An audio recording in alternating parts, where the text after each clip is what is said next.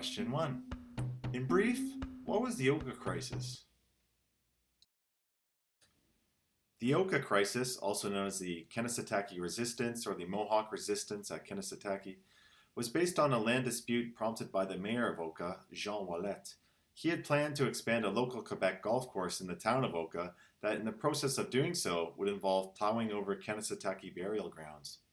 To add salt to the wound for local Mohawk, Ouellet also planned to develop townhouse complexes on the disputed lands that encroach Mohawk territory. To fend off the expansion of the golf course and townhouse development backed by provincial and federal government, Mohawk protesters took a stance against the Quebec police, the RCMP, and even the Canadian military.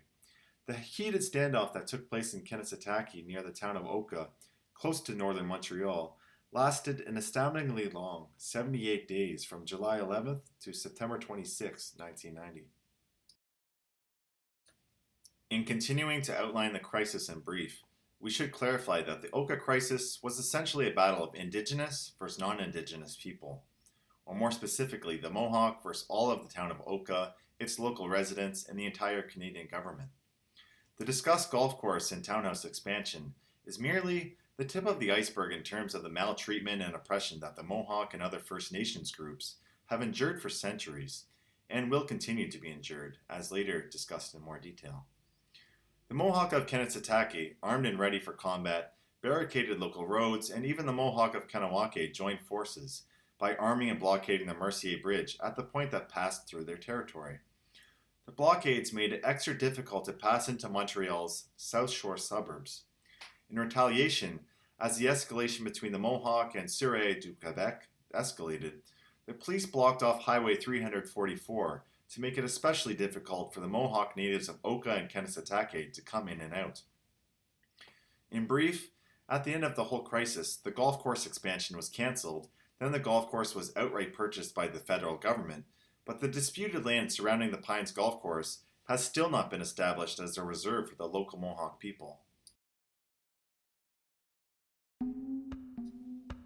Question 2. Could you please provide the historical context that led to the Oka crisis?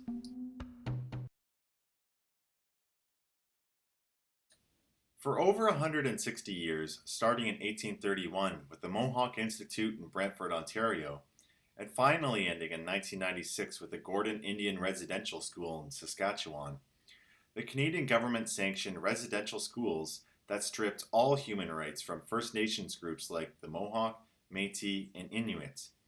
The purpose of these schools was to eradicate the Indianness from these groups and instead assimilate them into the majority-ruling white European culture that proudly represented Canada.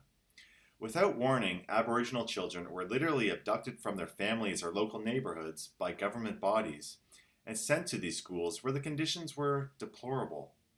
Endless reports from Native survivors of these schools dictate the monstrous atrocities that included child labor, sexual abuse, physical and mental abuse, malnutrition, and even murder. Alone, between the 1880s and 1950s, 150 children from Kanesatake were sent to a residential school in Sault Ste. Marie, Ontario, where 6 of them died. Canada's hushed dark past has only recently been discovered, and although the Canadian government formally apologized to all the aforementioned groups, it is impossible to wipe the slate clean with only a few meaningless words, as the Canadian government continues to oppress Canadian Aboriginals in other ways, such as through industrialist expansion that harm the promised lands of First Nations, Métis, and Inuit groups. Ever since 1761, the Mohawk have been trying persistently to gain ownership of their land rights to no avail. At the stated time, the Mohawk were under oppressive colonial British and Sulpician rule, and the demands of the Mohawk fell on deaf ears. Even after the establishment of the newly formed government of the Dominion of Canada in 1868, their land requests were continually denied. From there, Kanesatake's land claim was declared interim land base and not a reserve, and therefore was denied under the Indian Land Act. By the time World War II concluded, the Sulpicians, a Roman Catholic order granted by King Louis XV in 1717, had sold off all their remaining land to the federal government of Canada. This meant that the Mohawk of Kanesatake, who once held 687 kilometers square of land, have since been held to a mere 6 kilometers square residential zone. However, even to this day, the Mohawks' common area, known as the Pines, has yet to be resolved. Additionally, Mohawk of Kanawaki, Kanesatake, and Akwesasne claimed title to their ancestral lands in 1975, and after failure, again in 1977, but in 1986, the Canadian government ultimately denied the land claims on the fact that they did not fit the legal criteria. To this day, the Mohawk, just like other Aboriginal groups in Canada, have their entitled lands continually denied by the federal government. Question 3. What did the Mohawk do to stop the development of the Pines, and how did the feud escalate? In order to put a stop to the Pines development, the Kanesatake residents built barricades along local roads. Other Mohawk of the Kanawaki and Akwesasne groups tagged along to man the barricades, and altogether these activists became known as the Mohawk Warrior Society. Quebec Provincial Police, also known as the Sûreté du Québec, got involved when the Mohawks refused to remove the barriers. July 11, 1990 marked the pivotal opening day of the Oka crisis. In a heated 15-minute-long battle, the SQ deployed an RCMP Emergency Task Force unit that used tear gas and concussion grenades against the Mohawks, and locals heard the sounds of gunshots ablaze. The police raid was considered a failure, as they ultimately retreated when the wind blew tear gas back in their faces.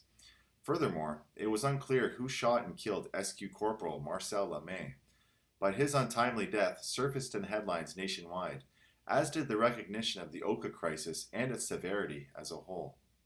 As news of the Oka crisis surfaced nationally, other Mohawk warriors from across the nation joined the fight at the barricades. Meanwhile, non-native local residents were outraged to find out that the Mercier Bridge, the gateway to the southern suburbs of Montreal, had been blocked off by the Mohawk. The SQ were blamed for the chaos ensuing, and during this time the Mohawk demanded not just claims to land, but outright full sovereignty. Question 4. How did the Canadian Armed Forces get involved in the conflict? When the SQ, who were aided by the RCMP's Emergency Task Force Unit, failed to push back the Mohawk, on August 20, 1990, the Canadian Armed Forces were brought in under Operation Salon. Over 4,000 soldiers were deployed between Kanesatake and Kanawaki and other areas of Montreal, and they used armored military vehicles, helicopters, artillery, police vessels along the Ottawa River, and other equipment to try to put a stop to the Mohawk resistance. The SQ were replaced by the Royal 22E Regiment, who were stationed at the Pines. Air reconnaissance encircled above, along Kanawaki and Kanesatake barriers, just meters in front of the Mohawk warriors. On August 29th, negotiations between Mohawk warriors of Kanawaki and the government would see an end to the barrier at Mercier Bridge, but it would take a grueling 8 days for the military to remove the barricade and have local traffic flowing once again. On September 1st, the Canadian Armed Forces advanced in on the barricades at Kanesatake. However, there were only about 40 Mohawk warriors remaining at the barriers, and out of fear, they fled to a healing lodge off of Highway 344, formerly used for negotiations. They planned on hiding at the treatment center until September 24th, when the Mohawks' plea would more likely be a central issue in parliamentary debate. The warriors were desperate and with little negotiating power, but the results of the negotiation between the Canadian government and the Mohawk will be discussed later. Question 5. How are the SQ and Canadian Armed Forces involved at Tikekritha Island? On September 18, 1990, the SQ and dozens of Canadian troops arrived on the west side of Tikekritha Island by boat and helicopter. When they advanced towards the island bridge, surprisingly, hundreds of Mohawks were there to immediately confront them. Around 30 soldiers blocked the bridge and set up razor wire, but the Mohawk had no problem dismantling the wire. The Mohawk then started to throw rocks and assault the soldiers, but in retaliation, the military used their rifle butts to defend themselves and fired tear gas back at the Mohawks. The Mohawk began to disperse, but shortly after that, they came around for a second attack. At this point, reinforcements arrived, and the Canadian Armed Forces now stood at 140 soldiers strong. Regardless, after a tense 7-hour standoff, 8 military Chinook helicopters ended up airlifting the soldiers off the island. In total, 75 Mohawks ranging from ages 5 to 72 years old endured cuts, bruises, fractures, and tear gas. The military suffered 20 injuries, but in a small win before their airlift retreat, they had seized 47 Mohawk weapons from the island, mainly hunting rifles and shotguns. In terms of successful strategic advancement, the Canadian Armed Forces had most certainly been taken by surprise on this occasion. Question 6. How did the Mohawk resistance at Oka finally come to an end? On September 26, 1990, Oka warriors at the treatment center finally decided to disengage and surrender to the Canadian Armed Forces, whom awaited on the perimeter. As a symbol of their surrender, they lowered their warrior flag that hung above the healing lodge. Walking towards military lines in surrender included not just warriors, but also women and children as well. Although the surrender seemed initially peaceful, it quickly turned chaotic as some Mohawks fled into the forest, while outside the treatment center, several physical altercations between Mohawks and military ensued. During the mayhem, 14-year-old Wani Corn Miller was accidentally bayoneted by a soldier while carrying her younger 4-year-old sister. Thankfully, she survived the attack and even made front pages nationally, when a frame-perfect, immortalizing photograph captured the teenager in sheer agony, clutching her sister and kneeling beside an armed soldier. An hour after all the chaos broke out, the military finally had the scene under control. They arrested 5 Mohawk warriors under the charges of assault and arrest, and the arrestees were then handed over to the SQ, while others who surrendered were loaded onto military buses. Only one of those Mohawks arrested actually served jail time, while the remainder were released the following day without charges.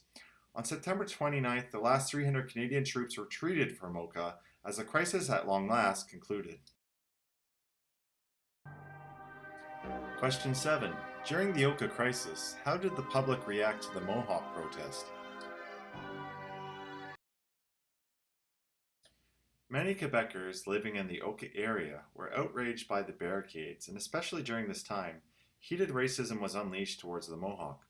In one event, fuming residents stoned around 75 cars that included mostly women, children, and the elderly as they were leaving the Kahnawake Reserve.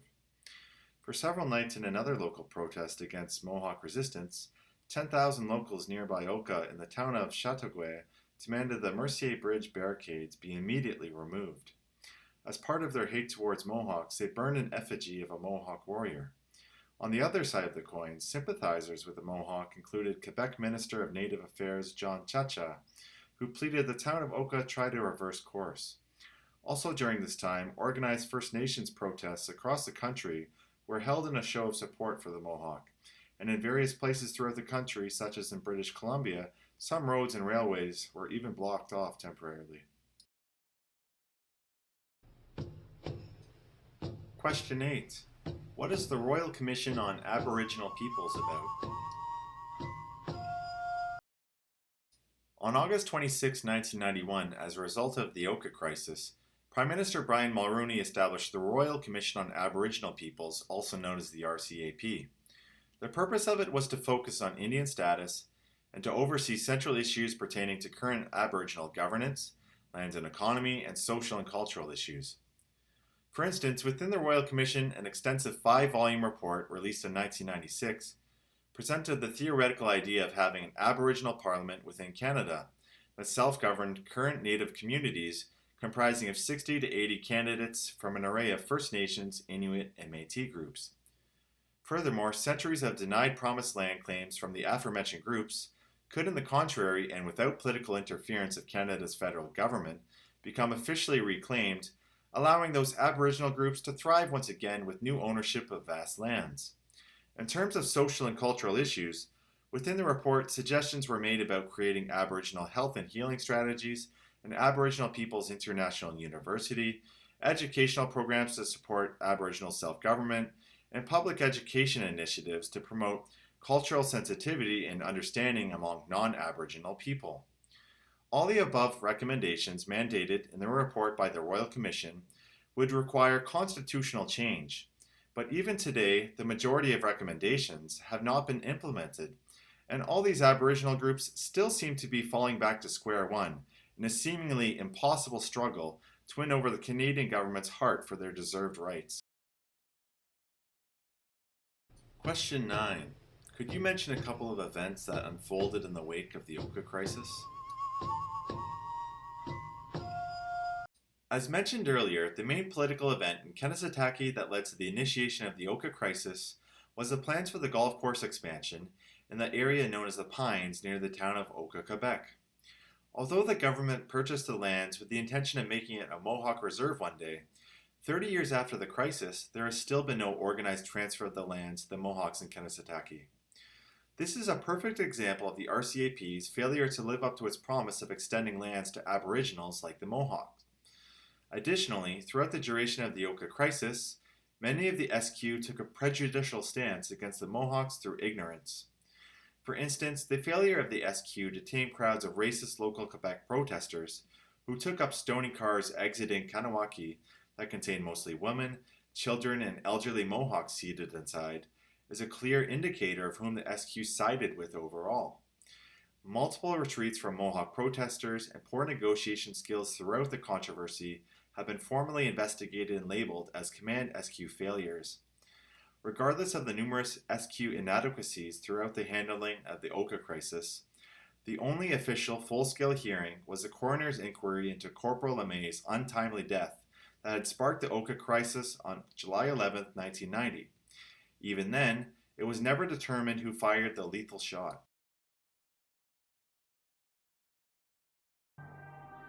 Question 10. How in the aftermath did the Oka crisis contribute to the recognition of Indigenous peoples? The Oka crisis, also known as the Kanesatake Resistance, was vital in the creation of the Royal Commission on Aboriginal Peoples. Other agreements stemming from the RCAP include the Peace of Braves between the Grand Council of the Cree and the Quebec government. Since the Kanesatake Resistance unfolded, provincial and federal governments have recognized territorial awareness for Indigenous peoples of Canada and the need to consult these native groups, including First Nations, Métis, and Inuit, when new developmental projects are being considered. Although the Oka crisis was greatly heated, racially charged, and often chaotic, the crisis helped make Canada's non-Indigenous majority aware not only of the mere existence of these Aboriginal groups, but what they stand for in the everlasting fight for improved human rights, and a political voice attempting to reach out to the Canadian government and beyond the borders of Canada. In a step forward, the Oka resistance has been linked to the inspiration of the Idle No More movement, missing and murdered Indigenous women and girls in Canada, and even Indigenous movements in Bolivia. However, the Royal Commission on Aboriginal Peoples report has still failed to make due on practical, positive reform in favor of Aboriginal governance, lands and economy, and social and cultural issues that were first addressed by Brian Mulroney's government post-Oka crisis. As the Canadian government still favors lucrative, industrialist expansion over the aforementioned demands of First Nations groups, Indigenous peoples of Canada, like the Mohawk, deprived of their rights, continue to struggle to be heard.